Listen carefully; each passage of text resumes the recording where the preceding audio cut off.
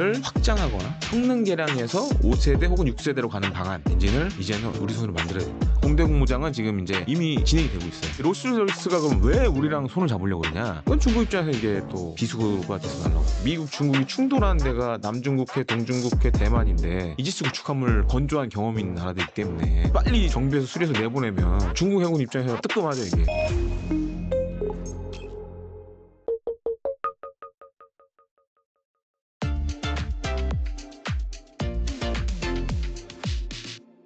그리고 얼마 전에 저희 채널 디펜스 뉴스 코너에서 KF-21의 후속작이 후속 모델이 공개됐다라고 말씀하셨는데 여기에 대해서 좀 말씀해 주세요.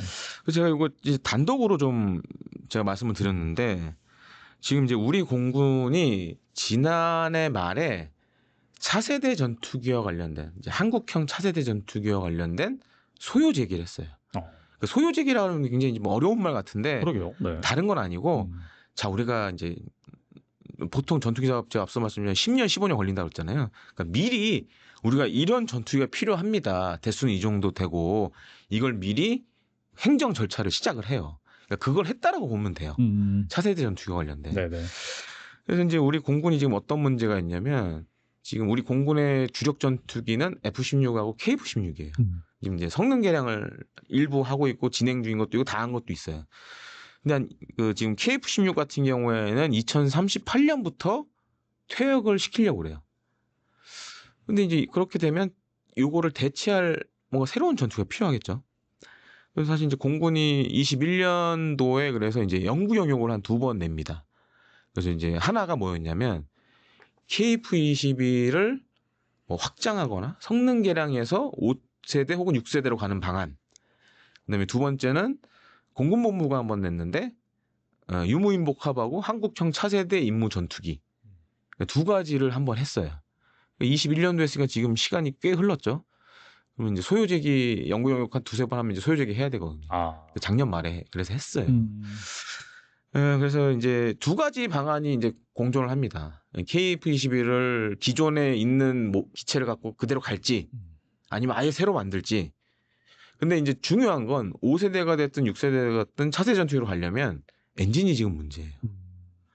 왜냐하면 이제 우리 KF-21은 잘 보시면 지금 엔진은 미국산을 씁니다. 그리고 이제 무장은 유럽산을 쓰고 공대공 무장은. 근데 그렇게 보통 이제 항공기 선진국들은 그렇게 안 해요. 제일 먼저 하는 게 엔진이에요. 왜냐하면 엔진이 개발하는데 시간이 많이 걸리니까. 네. 그래서 전투기 만들기 한 10년 전에 해요.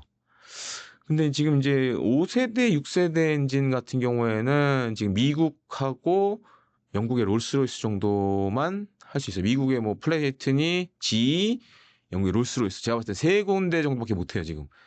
5세대, 6세대 엔진은. 이제 미국의 정책이 많이 바뀌었어요. 지금 이제 우리 KF-21 들어가는 F414 엔진은 우리나라에서 면허 생산을 합니다. 왜냐하면 414 엔진 같은 F414는 엄밀히 얘기하면 4세대 전투기 엔진이에요. 4.5세대나 4세대에 쓴 전투기 엔진이에요. 5세대 엔진은 아니에요. 지금 이제 미 정부나 미 업체들의 지금 지향하는 바가 뭐냐면 5세대, 6세대 엔진은 이제 면허 생산 안 하겠다. 해외에 안 주겠다. 그러면 이제 우리가 만약에 전투기 개발할 때 이게 가장 큰 문제가 되는 거죠. 그래서 엔진을 이제는 우리 손으로 만들어야 된다. 그래서 지금 이제 엔진 먼저 시작을 하려고 그래요. 그게 이제 차세대 항공 엔진이라고 그러는데 지금 KF-21에 달린 이 F414 엔진 같은 경우에는 이제 밀파워라고 합니다. 전투기 엔진의 최대 추력. 그게 자료마다 차이 있는데 13,200이라는 데도 있고 14,200이라는 데도 있어요. 그 정도 되고 그러니까 합치면 쌍발이니까 엔진이 두 개니까 2만 뭐 맥시멈 8,000 이상 되는 거예요. 파운드 단인가요? 네, LBF로 되는데. 근데 지금 5세대 전투기 이제 대표적인 게 F-35란 말이에요. 근데 F-35는 F-135 엔진이 밀파워가 단발인데 32,000이 넘어요. 확실히 기술이 좋네요. 네, 그러니까 이게 세대가 다른 엔진이에요. 그래서 우리가 F-35급에 만약에 그게 이제 KF-21을 개조 개발하든 아니면 새로 만들든 하려면 그 정도 추력은 갖고 있어야 돼요. 32,000파운드 이상은 돼야 돼요. 그러면 지금 414 엔진보다 한 3,000파운드 이상 키우면 근접하게는 할 수 있죠. 그래서 지금 이제 하려는 게 그게 이제 16,000파운드급 이상의 차세대 항공 엔진을 먼저 시작하겠다. 그하고 이제 무장은 공대공 무장은 지금 이제 이미 진행이 되고 있어요. 그래서 단거리 공대공, 장거리 공대공 해서 2035년에 체계 개발을 완료하고 한 36년쯤 양산에 들어가겠다. 그러면 얼추 계산해 보면 타임 테이블이 맞아요. 그러니까 F-16이나 KF-16이 나갈 시점에 우리가 뭔가를 기체나 이걸 개발하면 결합이 딱 되는 거죠. 그래서 지금 이제 공군이 약간 이제 그런 생각을 갖고 있는데 핵심은 이겁니다. 올해 하반기에 이제 그 차세대 항공 엔진의 사업 타당성 검토를 해요. 아, 왜냐하면 모든 이제 그런 정부 사업은 아시다시피 이제 그렇죠. 사타를 해야 되니까 사업 타당성 검토해야 되는데 근데 만약에 여기서 경제성이 없다. 그러면 이제 힘들어지는 거고. 만약 경제성이 없다로 나오고 그러면 뭐 해외 협력선을 찾아야 된다. 그러면 또 이제 우리가 또 해외 업체와 손잡고 해야 되는 상황이 올 수도 있고. 굉장히 복잡해지는 거죠. 얼마 전에 뭐 롤스로이스사가 뭐 네. 우리나라 이제 KF-22 관련해서 뭐 네. 엔진 관련해서 이렇게 막 손을 내밀었다 협조 요청이라든지 그런 사업 참여 관심을 네. 보였는데 그게 방금 말씀하신 그런 부분과 좀 관련이 있는 건가요? 그건? 그러니까 요거는 그 약간 잘못 와전된 게 있어요. 그러니까 그게 그 기사를 잘 보시면 롤스로이스사에 있는 사람이 얘기한 게 아니에요. 영국 정부에 있는 사람이 얘기를 한 거예요. 아, 네. 네. 참고로 말씀드리면 이제 롤스로이스 같은 경우에는 KF-21 엔진 선정 사업 때 들어왔었어요. 그래서 이제 유로파이터 타이푼 S는 엔진을 들고 EJ200을 들고 왔었는데 그때 안 됐어요. 뭐 기술 이전 해주겠다고 막 했는데 가장 큰 문제가 F414 엔진이 쓰는 데가 많았어요. 그러니까 양과 그다음에 성능에서 롤스로이스가 만든 엔진보다 훨씬 좋았어요. 그래서 이제 안 됐고. 근데 이제 기사 나오기 전에 그 전에도 한번 롤스로이스가 우리 정부에 한번 얘기는 했었다고 하더라고요. 롤스로이스사가 그때 원했던 건 뭐냐면 그 같이 엔진을 만드는데 군용은 니네가 하고 그다음에 우리는 이걸 기반으로 상용을 만들겠다. 왜냐하면 이제 이 터보팬 엔진은 핵심이 코어예요. 이 이제 열과 이걸 이제 압축해서 만들어내는 이 코어 부분이 핵심인데, 근데 보통 지금 우리 여객기에 달려 있는 터보팬 엔진이랑 군용 뭐 전투기에 달려 있는 사실 코어는 같은 걸 쓰는 게 많아요. 그러니까 코어를 공동으로 만들면 롤스로이스는 이거를 가져가서 여객기에 달고 한국은 전투기에 달아. 이거를 한번 제안했었다고 하더라고요. 근데 이제 롤스로이스가 그럼 왜 우리랑 손을 잡으려고 그러냐? 그 롤스로이스가 항공기 엔진을 만드는데 좀 포트폴리오가 잘못돼 있어요. 아, 근데 되게 좀 이렇게 극과 극으로 가요. 그래요. 이게 작은 엔진은 또 많이 하고 아예 큰 엔진. 예를 들어서 이제 우리 뭐 많이 해외 여행 가신 분들 알 거예요. A380 같은 큰 항공기에 들어가는 네. 뭐 트렌트 계열 뭐 4개씩 달려 있잖아요. 그러니까 롤스로이스의 항공기 엔진 포트폴리오가 아주 큰 거, 그다음에 아주 작은 거, 그러니까 중간이 없는 거예요. 그래서 이제 우리한테 제안을 했던 거는 어차피 니네 만들면 그 코어로 중간급의 여객기 엔진을 할 수 있으니까 같이 하자. 그걸 한번은 제안했었는데 그 뒤로 얘기가 없다고 그러더라고요. 제가 확인해 보면 바로는 방사청에 계신 분들 뭐 얘기를 들어보니까 그 뒤로 얘기는 없었다고 하더라고요. 그래서 이제 이번에 나온 거 이제 영국 정부 관계자 입장에 나온 걸 보니까 그러니까 이거 같아요. 그러니까 한국과 방산 협력은 하고 싶은데 그러니까 뭔가 컨택 포인트가 뭐가 될까? 그러면서 이제 고민해서 나온 게 이제 항공기 엔진으로 좀 보여져요. 네. 그리고 앞서서도 말씀해 주셨지만은 뭐 남중국해라든지 네. 약간 지정화 관련돼서 네. 이슈를 좀 다뤄볼 텐데 지난 13일 남중국해 스카보로 암초 인근에서 이 중국과 필리핀 간 군사적 긴장감이 다시금 고조가 됐었고 네. 실제 이 선박이 뭐 충돌하면서 인명 피해도 발생한 걸로 알고 있어요. 제가 왜 웃는지 알 것 같긴 한데 아무튼간에 같은 해역에 미 구축艦까지 경계되면서 분쟁이 아닌 단순 그 뭐 영유권 다툼을 넘어서서 이 미국이 얽힌 국제사회 문제로도 번질 가능성 이런 것도 좀 조심스럽게 얘기가 나오고 있는데 네. 어떻게 보시나요, 이거? 그건 좀 어이가 없었죠. 보면서 이제 저기 중국 해경 네네. 경비함을 이제 그 필리핀의 그 선박을 막 뒤쫓다가 갑자기 중국 해군 구축함이 와서 들이받아 버렸잖아요. 서로 받아버렸잖아요. 네, 서로 부딪혔죠. 네. 저걸 보면서 뭘 느꼈냐?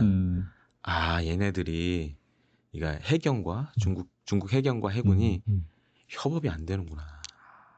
그러니까 저게 보면 서로 뭔가 호전적 행위로 공을 그쵸, 차지하려다가 약간 실적, 사고가 난 거예요 이게. 실적 다툼 이런 것 같아요. 네. 네, 진짜. 그리고 참 진짜 중국군을 많이 이제 연구하는 사람 중에 하나지만 좀 이상해요 보면. 그러니까 이런 호전적 행위를 하면 뭔가 상을 주니까 공산당에서. 네. 네.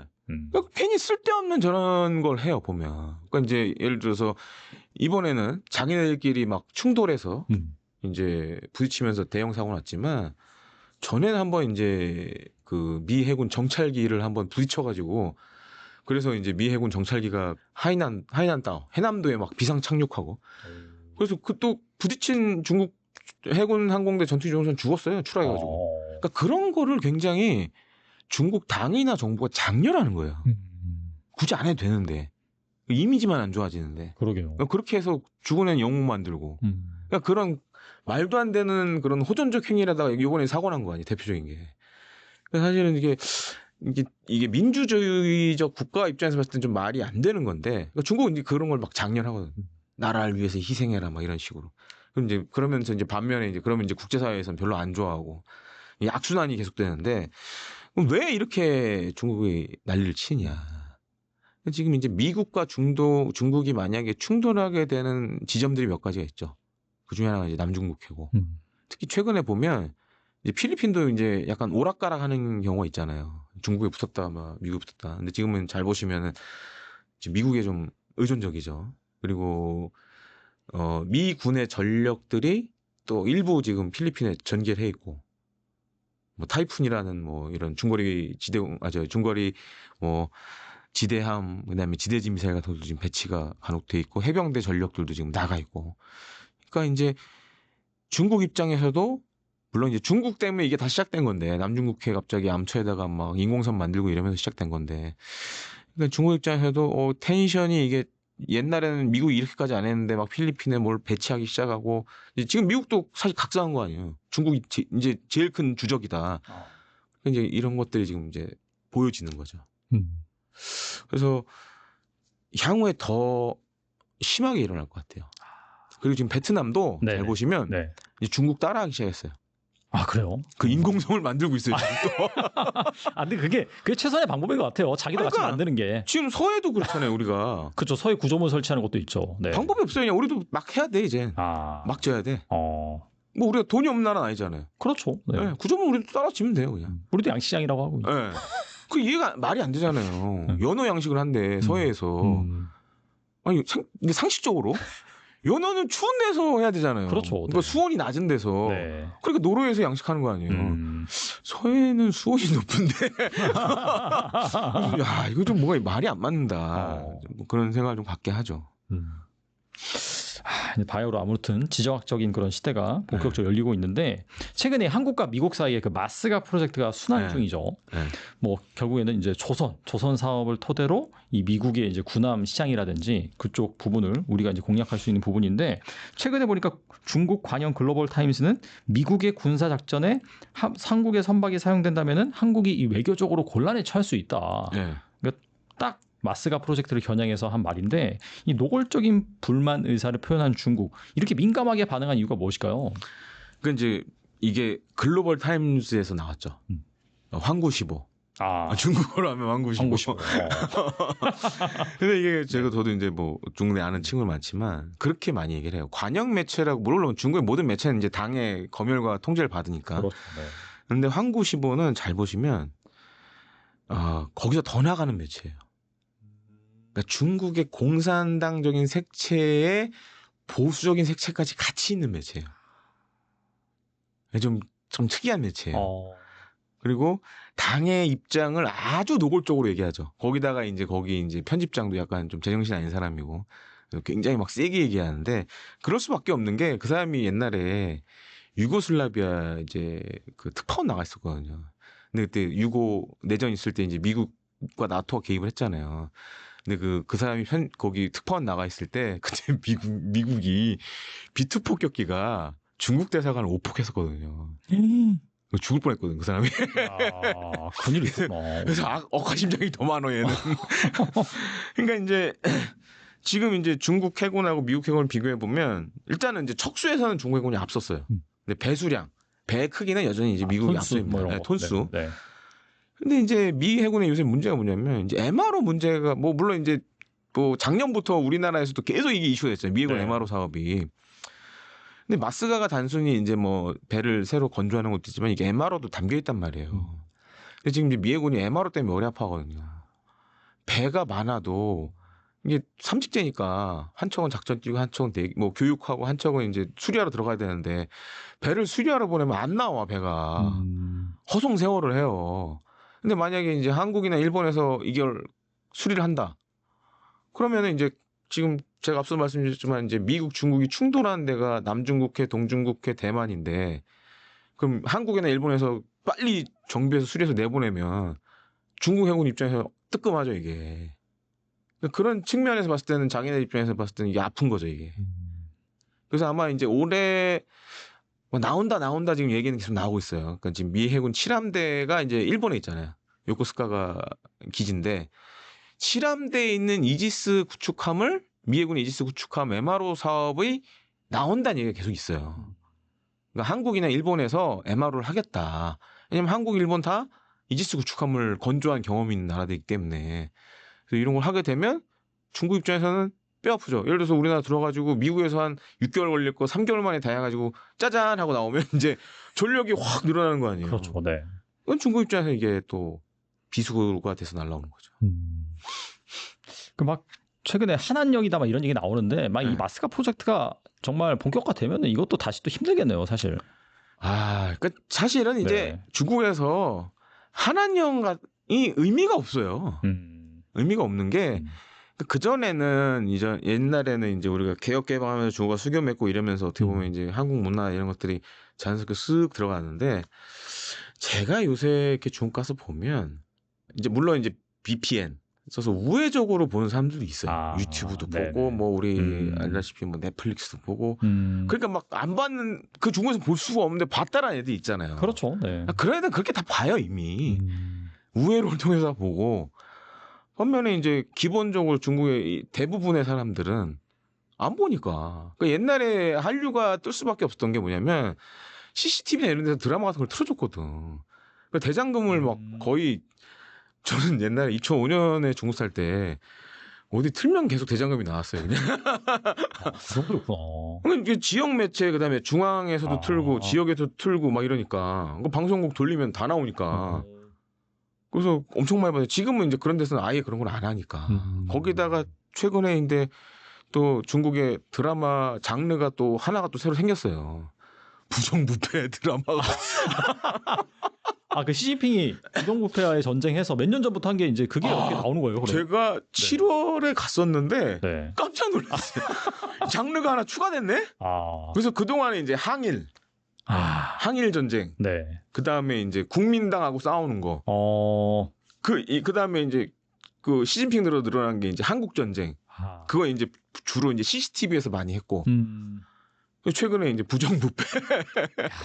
4개 요새 그게 안 보여. 무협이 안 보여요. 무협이 안 보여요. 무협이 잘 안 보여. 그나마 무협이 좀 재밌는데. 무협이 잘 안 보이고 CCTV도 보니까 이제 부정부패 관련된 게 엄청 많이. 그러니까 최근에 제가 7월에 깜짝 놀랐는데 가서 이제 몇 명 친구들 만나서 얘기 들었는데 특히 이제 당이나 정부 공무원들은 저녁 시간에 그 친구랑 밥을 먹으려면 술이나 밥을 먹으려면 윗사람한테 미리 얘기를 해야 돼. 허락을 받아야 돼.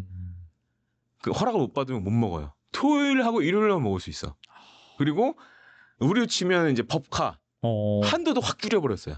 그래요? 네. 근데 그렇게 생각해 보시면 내수가 안 들어가겠죠 이제. 그렇죠. 사실 안 들어가죠. 네. 가뜩이나 요식업 안 되는데 지금. 거기다 이제 비싼 술도 못 먹게 하고. 네.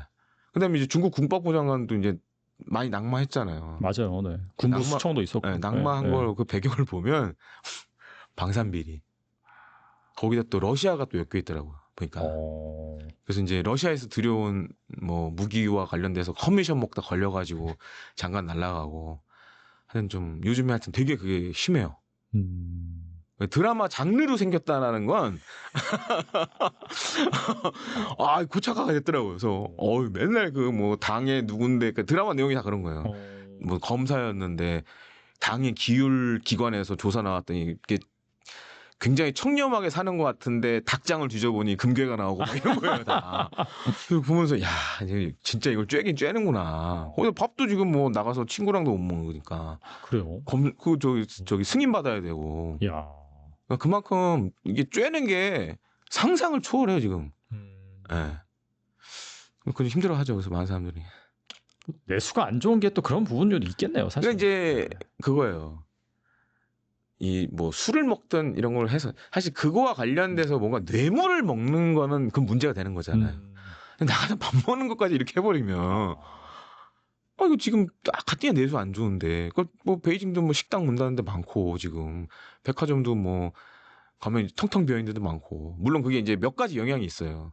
그러니까 기존의 백화점도 있는데 우리로 치면은 막 거대한 쇼핑몰이 옆에 막 크게 생기는 거예요. 그러니까 글로 또 사람들이 우르르 몰려가잖아요. 그러니까 기존 백화점들도 망하는 것도 있고. 근데 거기에 더해서 이런 것까지 막 쬐면 힘들어지는 거죠, 이제.